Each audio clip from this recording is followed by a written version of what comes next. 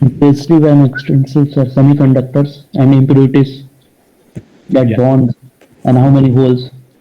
Okay. Very good.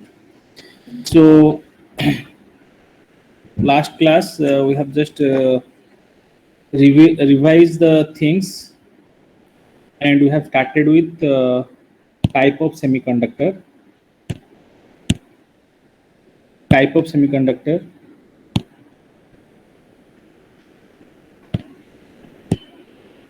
Okay. So out of that, what we have learned, intrinsic and extrinsic semiconductor. Intrinsic means pure type of semiconductor. If I take silicon, means only silicon atoms will be there. If germanium, then germanium atoms will be there. No other type of atoms will be added in that. So those are called as intrinsic semiconductor. Uh, Now other type is extrinsic. So in that extrinsic, we have P type and N type semiconductor. Now intrinsic semiconductor, if you see, like suppose I will take silicon is the semiconductor or intrinsic or pure semiconductor, then how the bonds are formed? Each silicon atom having 4 valence electrons. So 4 valence electrons I can show like that, and they cannot donate the electrons to their neighbors or receive the electrons from their neighbor, because everyone having 4 electrons in the valence shell. So what they do, they try to share the electron with their neighboring atoms to make the bond, which is called as covalent bond. If I want to represent that one, let us take, this is another silicon atom, here another silicon atom, here another silicon atom, here another silicon atom. So all are silicon atoms, and this atom also having 4 valence electron, this atom having 4 valence electron, this atom have 4 valence electron, this atom have 4 valence electron. The central atom will bond or share this electron with its immediate neighbor. Similarly, right side, it will bond with its neighbor, it will bond with here, it will bond with this atom. So as a whole, if you observe, the central atom having 8 electrons in their outermost shell. 1, 2, 3, 4, 5, 6, 7, 8. In that way, they achieve octet state. Is it clear? Yes, sir. Yes, sir. And these bonds are called as covalent bond. And it will continue with neighbor. I have not drawn here, but it will continue like that. So all the atoms are bounded with neighboring atoms. You can extend to any means like this, right? So this one on the left side, once I show everything here, this is the structure. So this atom will attach to next neighbor, so it will continue like that. So here we have drawn straight line, here curved line. So there is nothing like that. Only we want to show the covalent bond or bond between these 2 electrons to make the octet state in the outermost shell. Uh, Now this is the case at 0 Kelvin. This is the case at 0 Kelvin or absolute temperature. Now, if I this is the structure wise or atomic structure showing the covalent bond. If the same thing I can represent in the Venn diagram format, how I'll represent? This is my energy band diagram. This is energy axis, y axis, and x axis is the nuclear edge from which the distance will increase as we move away. So if I represent those things as a structure, and this is my valence band and this is my conduction band. As you know, the other bands I have not shown. Already I told you that our concern is only valence band and conduction band, because electrons transfer and movement, everything will happen in the valence band, because they are the outermost shell and the nuclear force of attraction on these electrons are very less, so they are unstable. Whenever they get any temperature or any form of energy, they will excited to other state or higher state. So my concern is to represent this solid in this band diagram. So you can observe here all these electrons are bonded with neighboring atoms. If I consider this is a complete structure and it is extended to left side, right side, top side, bottom side. Okay. Now these electrons, I can say bound electrons. Bound electrons, because they are bound to the nucleus and other electrons, or the bonding structure is there, they cannot separate by themselves. So these are not free electrons, they are bound electrons. And these bound electrons generally represented in the valence band. In the valence band. Is it clear? Yes, sir.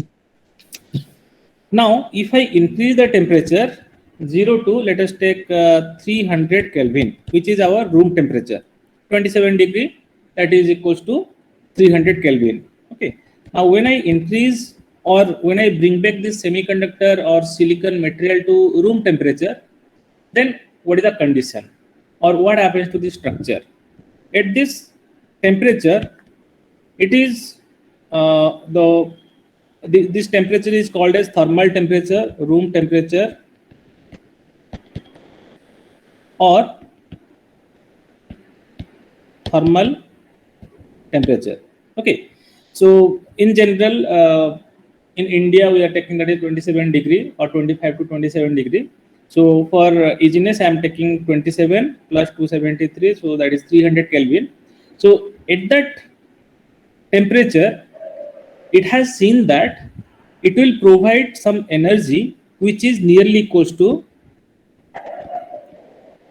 1.1 electron volt, which is sufficient to break this covalent bond.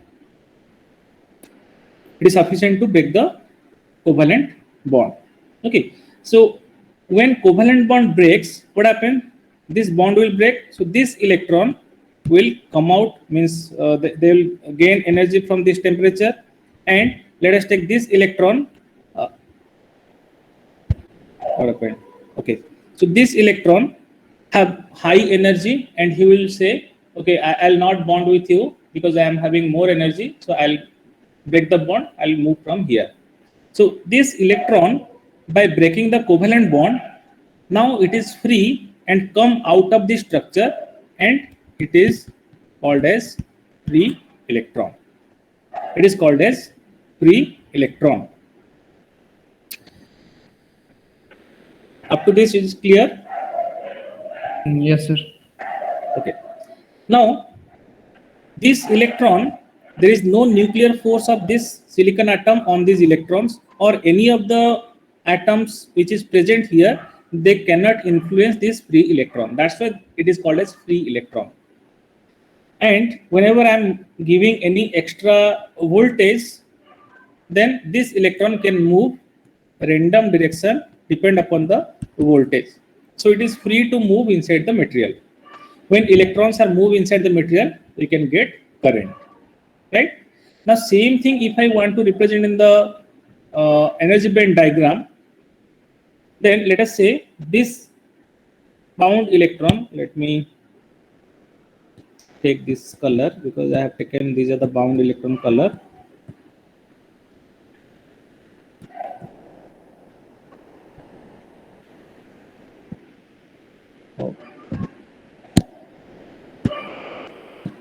Okay.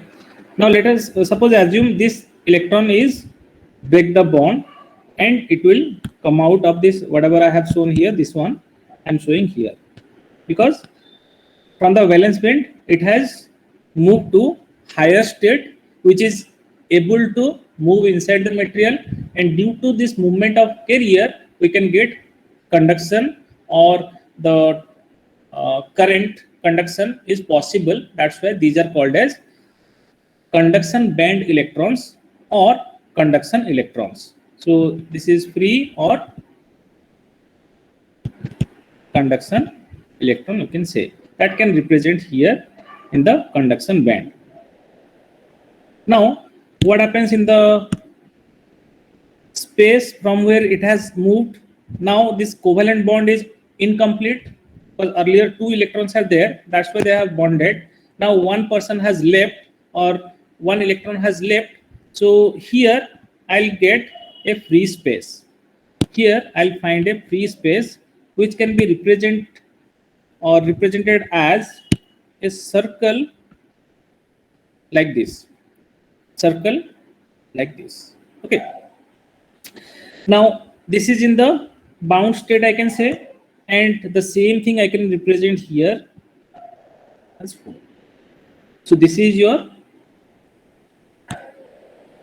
electron and this is your hole. So E H P. So electron hole pair. Last class someone has asked me, sir, it is not clear like that. So again I have explained here. Is it clear now? Yes, sir. Yes, sir. Now one bond, when one covalent bond breaks, it generates 1 electron hole pair. That is 1 electron and 1 hole here. Other are intact. Let us assume this bond also breaks. So it will create another electron and another hole here.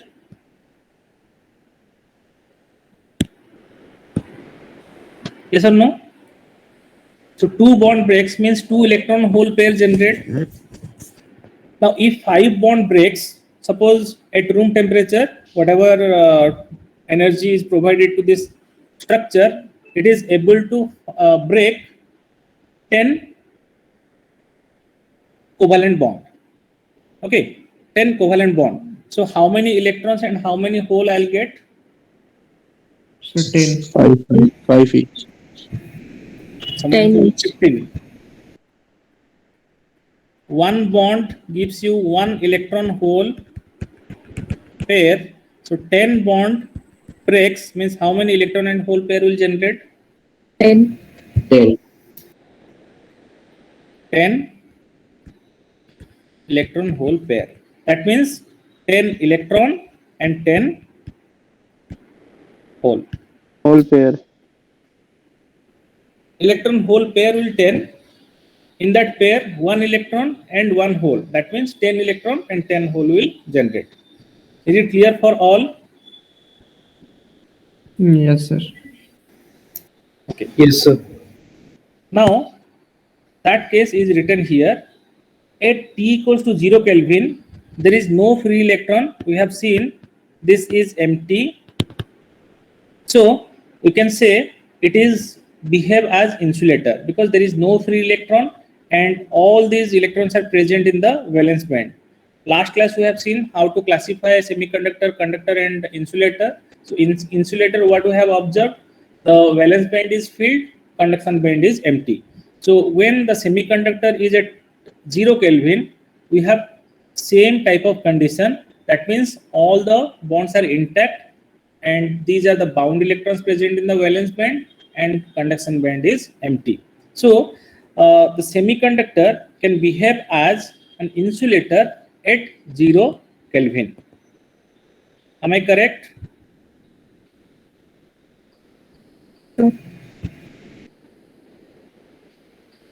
Yes or no? Yes, sir. Yes, sir. So everyone has understood? Yes, sir. Now when temperature increases, that means 0 to 300 Kelvin, then the electrons pair will generate by breaking the covalent bond and more and more electrons I'll get in the conduction band, more and more holes will generate in the valence band, so that will give you current. If I connect some voltage, then current will be increased. Now if I increase the temperature after 300 Kelvin, that is 400 Kelvin, 500 Kelvin, then conductivity will increase or decrease? Increase. Obviously increase, because more and more covalent bond will break, which will generate more electron and hole, so conductivity will increase, right? So temperature is a parameter to control the conductivity of the semiconductor. Can I say like that? Yes, sir. Yes, sir. Okay, very good. Now, once we understand that one, another very beautiful concept I'll tell. Always, you know, the electron movement and hole moment are opposite to each other. That means electron, if it is moving this way, the hole will move in opposite way. Yes or no? Yes, sir. Now we'll see in this diagram how it is possible. So let me clear this one. This is more clumsy.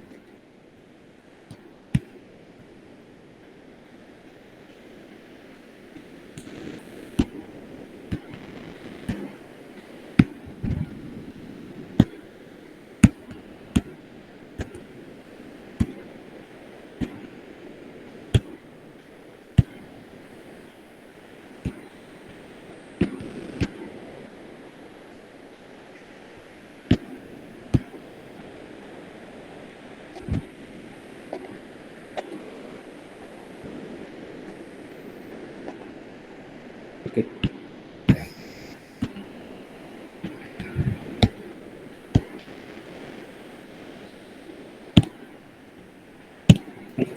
Now, later this is the initial structure what I have taken at 0 Kelvin. Now let us assume I have increased the temperature to 300 Kelvin,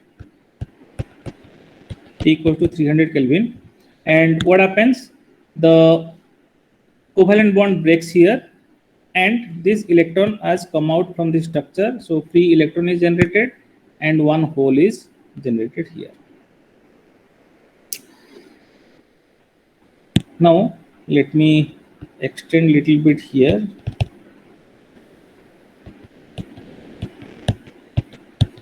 Like this. Now you can relate this thing with a real-time example. Suppose in a class, a very interesting class,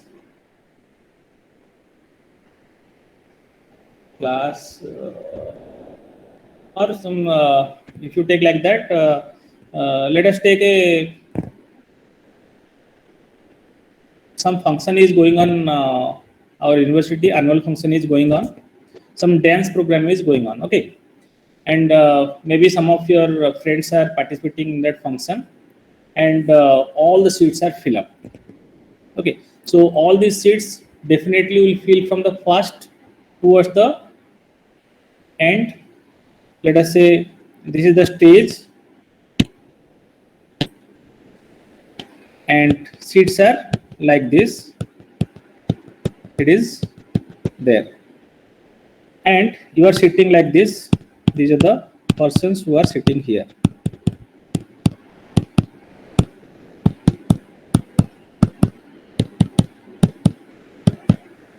Now, due to some reason, any some emergency or something that happened, so what happens?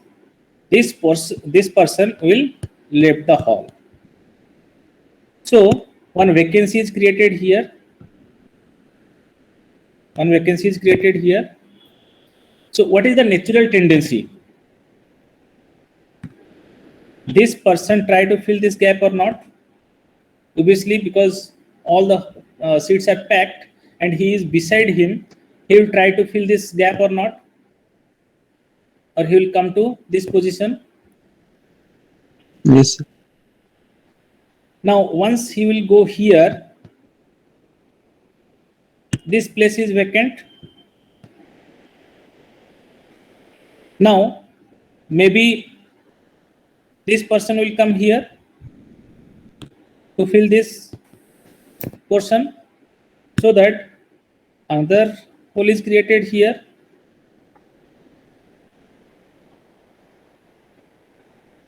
This, Yes, sir. once this seat is vacant, then this person will try to fill this gap, and one free space is available here. Yes or no? Yes, sir. Now you look at here how the movement of electron. Earlier,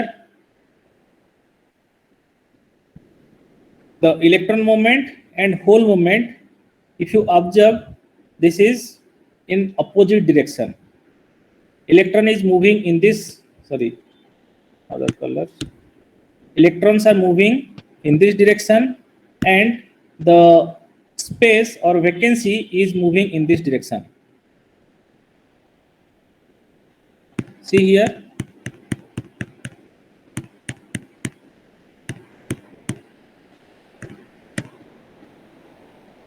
Now, electron is going here, hole is created here. See the movement of hole and see the movement of electron. Electron is earlier here, then it is moving here, then here, like that. The movement is positive direction, and hole, first hole is created here, then it is moving here, then it is moving here, then it is moving here. Yes or no? So if you relate this one here, then the first electron is present here and it has moved to this position. So movement is upward.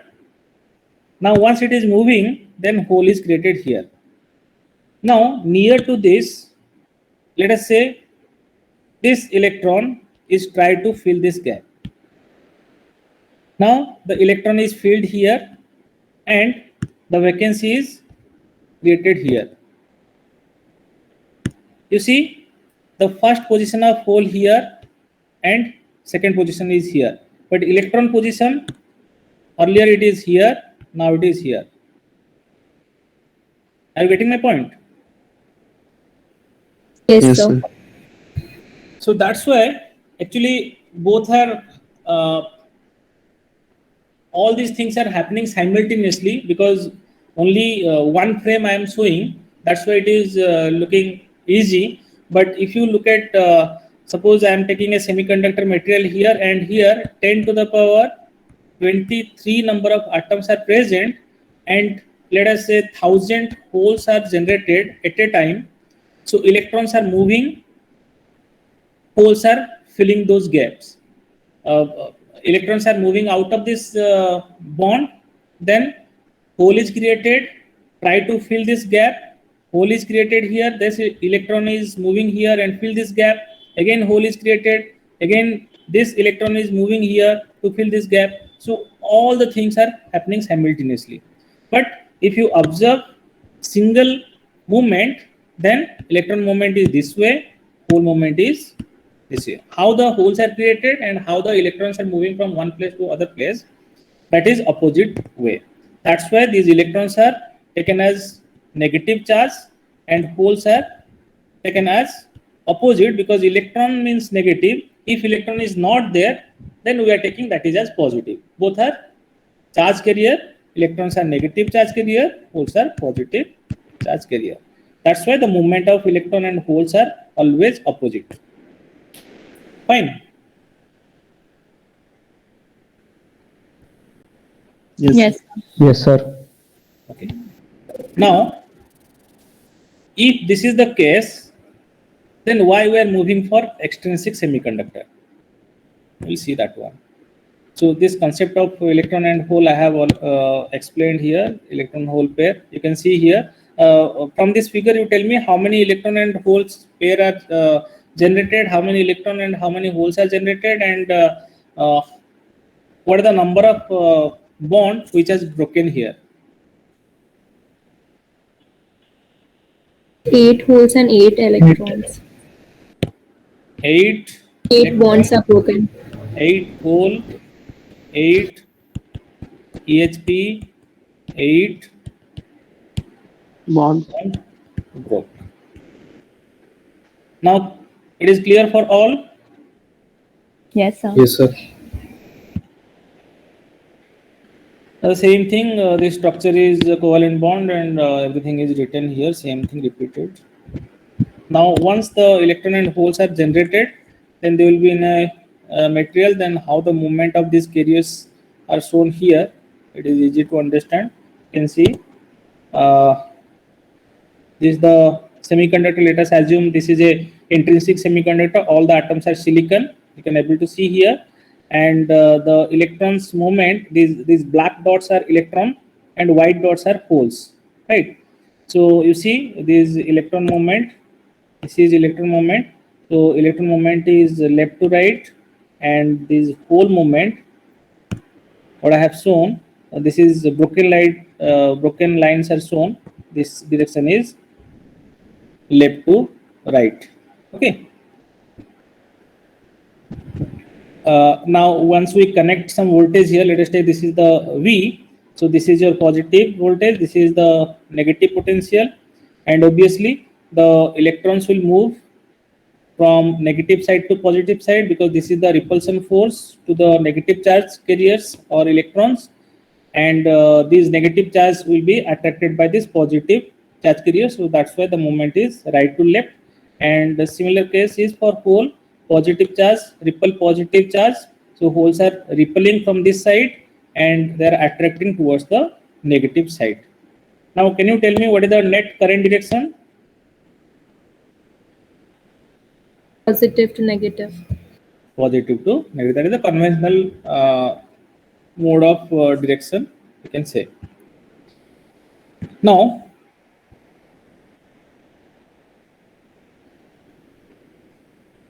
I have explained here the intrinsic material, and we have seen at 0 Kelvin, this is like insulator,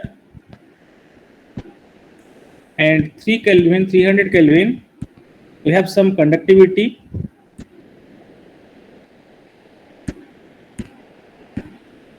and if I increase the temperature, its conductivity will increase.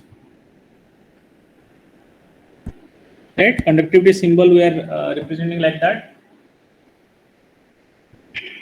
Now, suppose I already told you the semiconductor preferable from insulator to conductor. Why? Because insulator we cannot able to flow the current, and conductor we cannot control the current because already a lot of free electrons are available there, and once we connect any voltage or potential difference, then large number of electrons can move, and we will get many or high amount of current inside the conductor. So we cannot control that.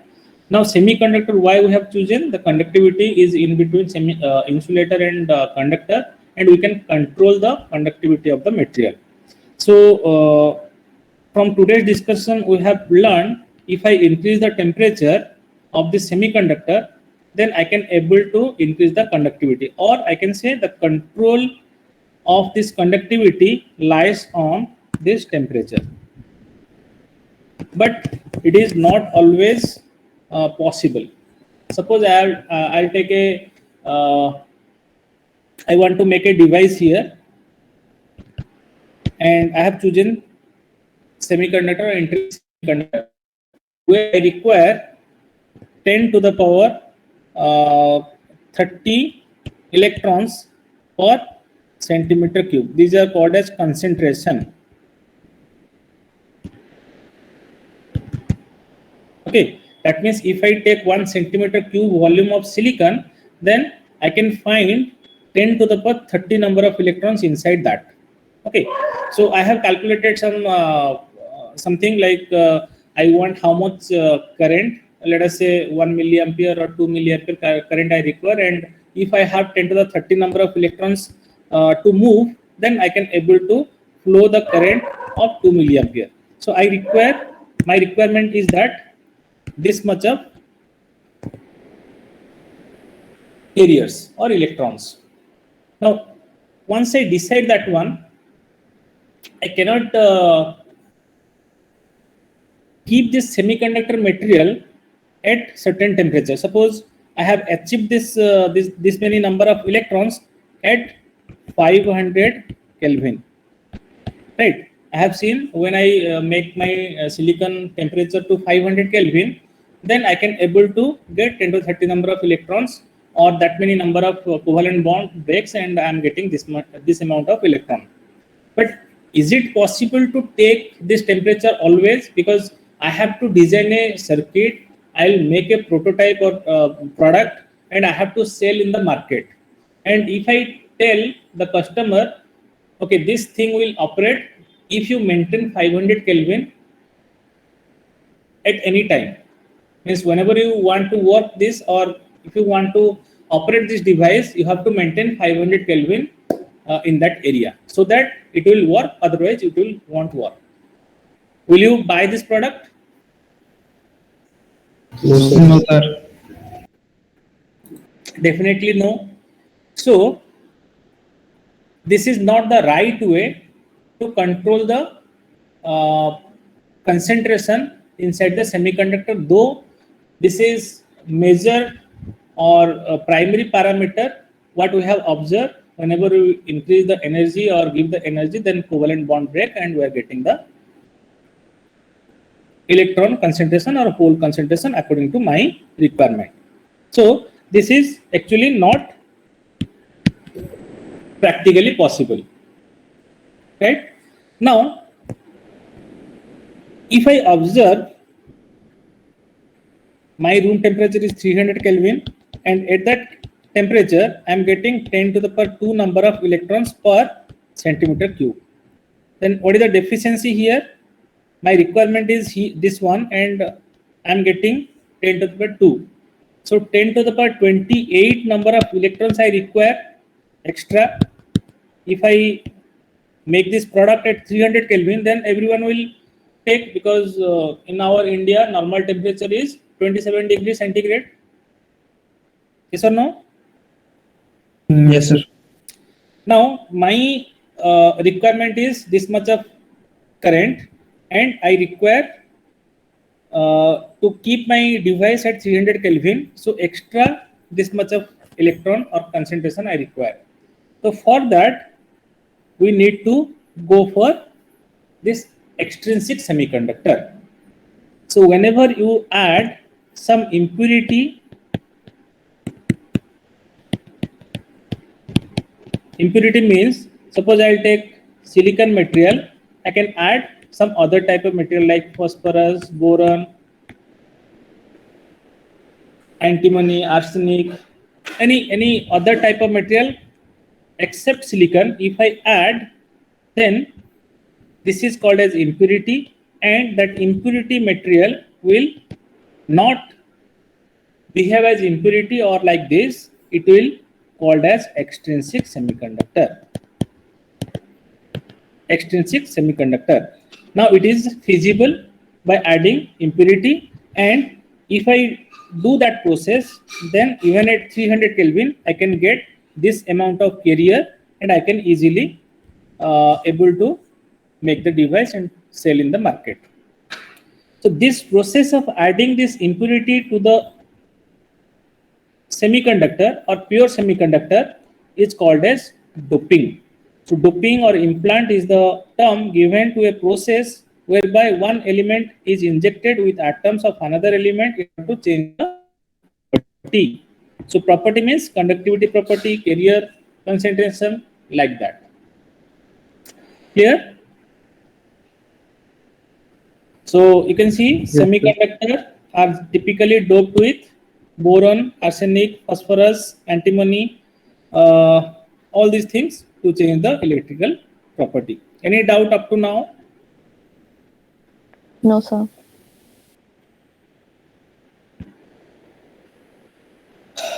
So let us try to understand extrinsic material. So what is the difference between intrinsic and extrinsic? Can you tell me 2 points?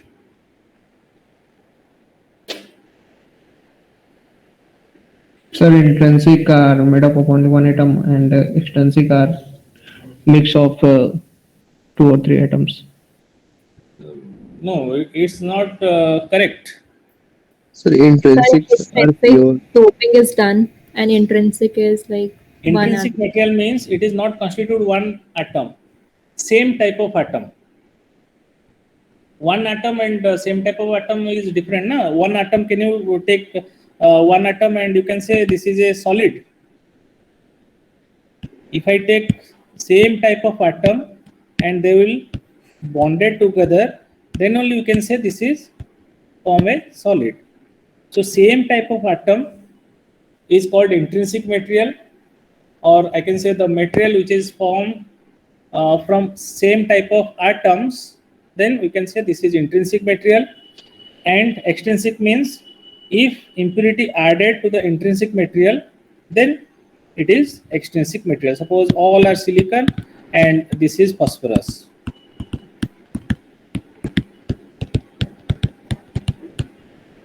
Okay, you can see in between these everything is silicon, all are silicon. Bondings are I have not shown, the bondings will be like this. So this is other type of atom, then this is extrinsic. And the process of adding this phosphorus inside this, it is not like that you just like sand and something you mix. If you mix, then it will be like that. There is certain protocols are there, and using that protocol only these materials are mixed to get extrinsic semiconductor. So that process is called as doping, and this is called as dopant. Okay, so I'm taking an intrinsic material, then add dopant. What is the process? Process is doping, then I'll get extrinsic material. Is the whole Sir, process can clear? you again explain this? Sorry? Sir, can you again explain this one? We'll take intrinsic material, which is having only silicon, then I'll add impurity. So that impurity is called as dopant, and the process or for adding this dopant into the intrinsic material, we have to follow some protocol. Okay, like suppose you are coming to college, then you have to follow some protocol, like you have to come in time, you have to go to, you cannot go outside the hostel after 8. So all these are protocols of university. So similarly here, if I want to add phosphorus to this intrinsic material, we have to follow some protocol or the process how I can add these things. Okay, so that process is called as doping, and once I dope that dopant into that intrinsic material, then I'll get this extrinsic material. Now it is clear? Yes, sir. Yes, sir. Okay, fine. Okay, so generally two type of materials are added into silicon, because silicon is if, having 4 electrons in their outermost shell. So that's why only two type of carrier, two type of atoms can be added into this material. So this is called as tetravalent atom. Silicon is called as tetravalent atom because they have 4 valence electrons. 14 electrons are there, but I have shown only 4 because in outermost shell 4 electrons are present. Okay, so these are the valence electrons, and because 4 means we can call as tetra. Tetra means 4, so we can say this is tetravalent atom. Okay, now you can add here two type of material or two type of atom. One is trivalent, one is pentavalent. Okay, so trivalent means it will have 3 electrons or 3 valence electrons. Pentavalent means 5 valence electron in their outermost shell. So if you see boron, aluminum, gallium, indium, all these are atoms with 3 electron in their outermost shell. That is one possibility. Other one is phosphorus, arsenic, antimony. These are pentavalent atoms which can be added to this silicon atom. Now you will say why? Because always we want to make, or the atoms want to make, octet state in their outermost shell. Once I add, because if 4 electrons are there, they are reluctant to donate. But here, if I add pentavalent atom, then 4 electrons will combine with the silicon atom, and 1 extra electron will be attached to that very loosely, so we can remove these electrons freely. So we'll discuss one by one. Let's not complicate that thing. So let me first tell you that 2 type of material or atoms can be added here. One is pentavalent, one is trivalent, and this is, once I add, this is called as n-type material. If trivalent atoms are added, then these are called as p-type material. So one by one we will discuss. Now 15 minutes left, so we'll complete n-type. Then next class, or same way, you can go for trivalent. So n-type extrinsic semiconductor. Now look at this figure. Is this figure visible to all of you? Yes, sir. Yes, sir. Okay. Now, what you observe here, how many silicon atoms here? 6. 5 is the answer. 5. 8. 3, sorry. 3, 3, 6. 8, sir. No, 8. 3, 5 Eight. बहुत बोल रहा है, count भी नहीं आता है. Silicon and phosphorus. 8, sir. 8. Yeah, 8. 1, 2, 3, 4, 5, 6, 7, 8. Okay, 8 silicon atoms are present here, and in place of this silicon atom, phosphorus atom is added. So this is called as donor impurity. Already I told you the thing which will add, that is called as donor. So here I am adding a pentavalent atom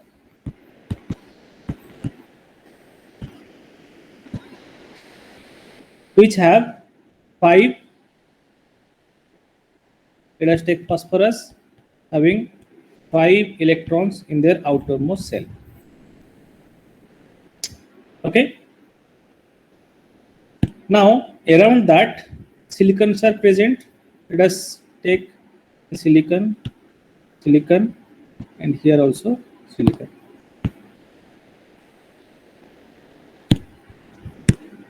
Now these silicon atoms having electrons 1, 2, 3, 4, 1, 2, 3, 4, 1, 2, 3, 4 bottom side 4. Now they will form the bond. So this is one bond, another bond, another bond, this is another bond. Okay, so all those things extended, I am not doing that one. Let us concentrate on phosphorus. So phosphorus having 5 electron in their outermost shell, and 4 are combined or make bond with neighboring silicon atom. Now tell me, this electron is bonded or not? So it's free. Is it free? Yes, sir. It is not free. It is attached to the nucleus. If I consider this phosphorus atom, it has 5 electron, means what? They are attached to the nucleus. In their outermost shell, let us say this is one cell, outermost shell. So 5 electrons are present. So nuclear force of attraction is on these electrons or not? What is the atomic number of phosphorus? Tell me. 3. 15. 15.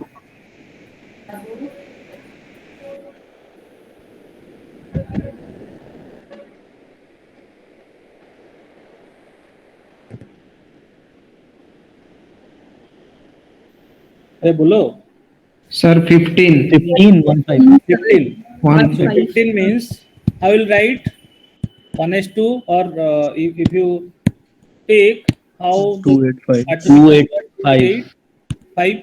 So Yes, sir. first orbit 2 electron, second orbit 8, third orbit 5 electron.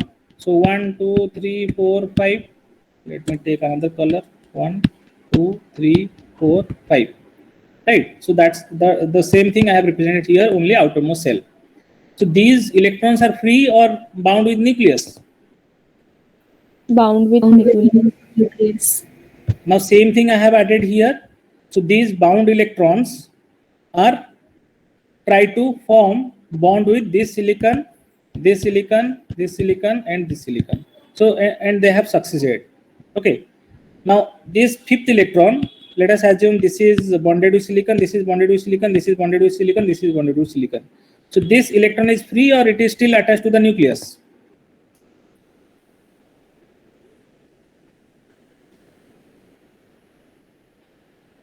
So attached with the nucleus. Attached with the nucleus, because I am not given any extra temperature. I am considering everything in the, let us take 0 Kelvin. Okay, all these assumptions are at 0 Kelvin. So still this electron is attached to the nucleus. Okay.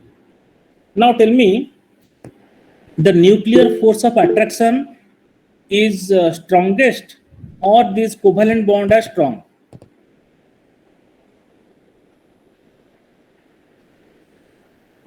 Nucleus, I think so, sir. Nuclear attraction is strong. Covalent So bond. covalent. The covalent Then bond. why they are forming bond? They are unstable, that's why they are forming bond, na? Yes, sir. The electrons in the valence cell are not stable because the force of nucleus is very less. That's why they are unstable. They try to stabilize with bonding structure. Maybe it is ionic bond, covalent bond, or any type of bond. They want to make octet state. So which one will be higher? Covalent bond or Covalent. Covalent. Bond. covalent bond is strongest. Now tell me, if I want to break this bond, or suppose I want my task is to break one electron and make it free. I want free electron here. So I can get in two way.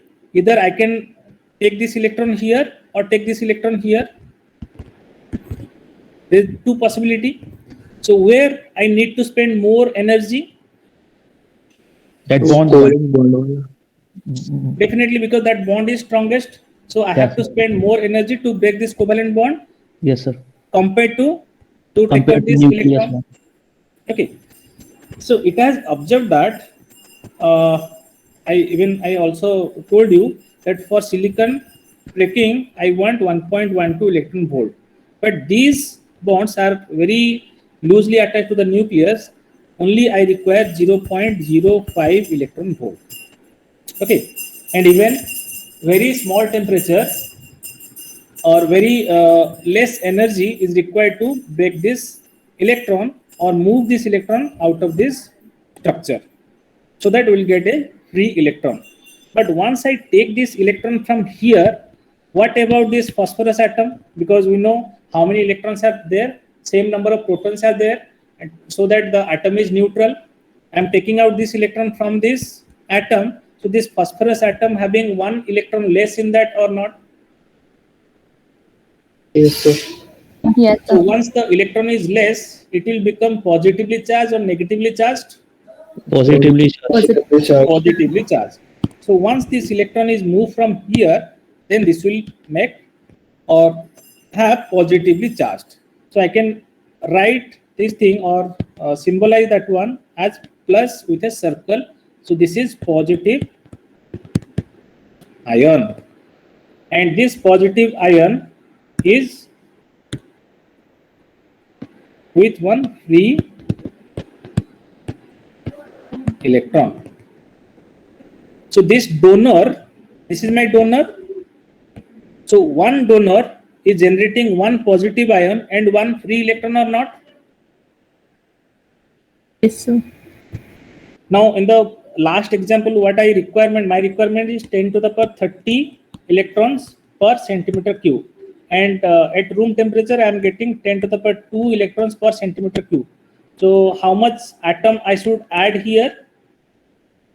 If I assume I'll not break any covalent bond, or let us assume 10 to the power 15 number of covalent bond breaks, then extra how much atoms I'll add here?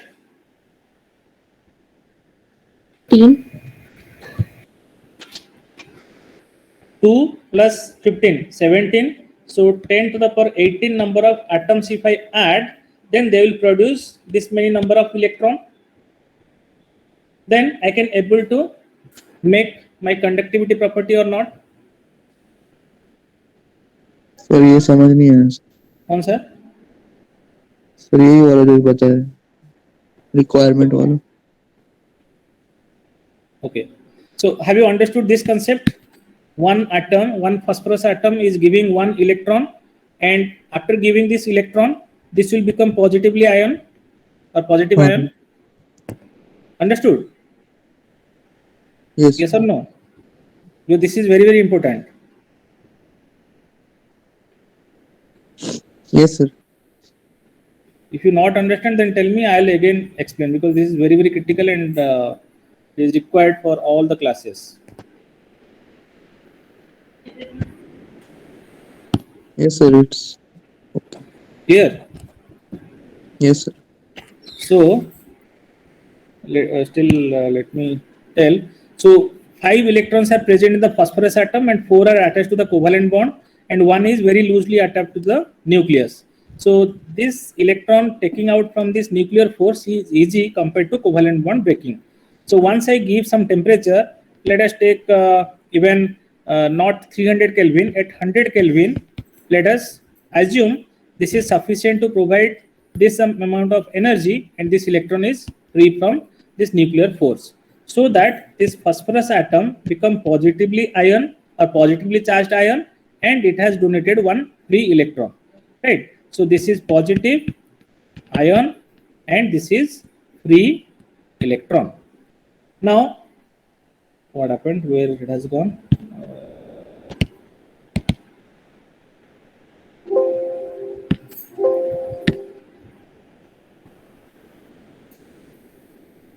ये कहाँ चला गया? Just a minute.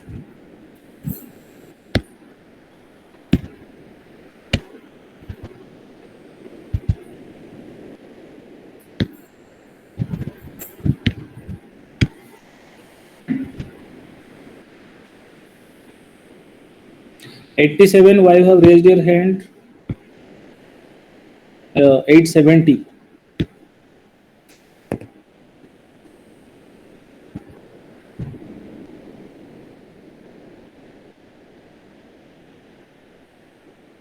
Sir, by mistake. Okay. What I told. Okay, you have understood. One phosphorus atom given how much ion? One ion with one free electron, right? Now my requirement is, in a semiconductor I require 10 to the power 30 electrons per centimeter cube, and at room temperature, that is let us not take room temperature, it is at certain temperature, you assume I am finding 10 to the power 2 number of electrons per centimeter cube, and covalent bond breaks 10 to the power 15 electrons per centimeter cube. Okay, or you assume at the room temperature I am getting 10 to the power 2 number of electron, and during that time this many number of covalent bond breaks. So how much extra phosphorus atom I need to add so that my requirement should be fulfilled?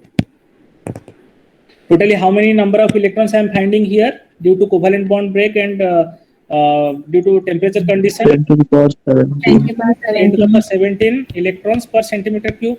What is the deficiency? 10 to the power 13. 10 to the power 13. 13 1 3. So 10 to the power 13 number of electrons I require. So each phosphorus atom, if I add single phosphorus atom, how many number of electrons I'll get? 1. 1 electron. One. So if I add 10 to the power 13 number of phosphorus atom, will it possible to give 10 to 13 number of electron? Yes, sir. So Yes, sir. my requirement is fulfilled. And these ions, these positive ions cannot move inside the material because they are atoms. Okay. Ultimately, this atom is charged, but atom cannot move inside the material because they have bonded with other atoms. These are the atoms which are bonded with other atoms. Yes or no? So due to the deficiency of electron, they have made or become positively charged ion, but they cannot move inside the material. So this is immobile. Only electron can move inside the material, and little bit concept is there. We'll compare how many electrons are generated, how many holes, and why it is called as n-type. So Yes, sir. next class we'll discuss that one. This figure I'll explain, and that will be more clear to you. And once this concept is clear, then diode, transistor, everywhere, majority, minority carrier, everything will understand. Okay. So Okay, this sir. is very critical, and that's why I'm not in hurry. Next class we'll continue from here. Sir, Yes. sir, can you share this one? PPT I'll share na. After the Okay. class I'll share. Okay. Okay, sir. Thank you, sir. Thank you, sir. Thank you, sir. Sir. Don't leave. Wait. I'll take the attendance. Hi, UC hers. 785 left, 815 left. 815. If they will leave means what can I do? 785 1 and 815, 815. Just a minute. Mm, 785.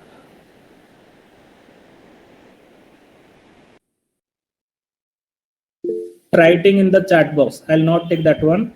I'll just keep recording. No, sir. 2% left, sir, before you took the.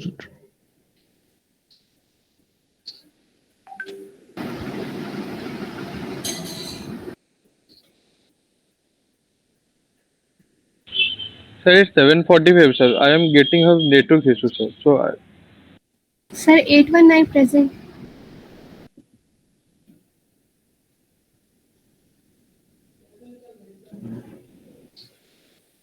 Who are present? I have already taken the. Or I have recorded that one. Who two are left? 785 and 715. 815. 785 and 815. Yes, sir. Okay. Okay, we'll meet in next class again. Okay. Thank you Okay, all. thank you, sir. Thank you, sir. Thank you, sir. Thank you, sir.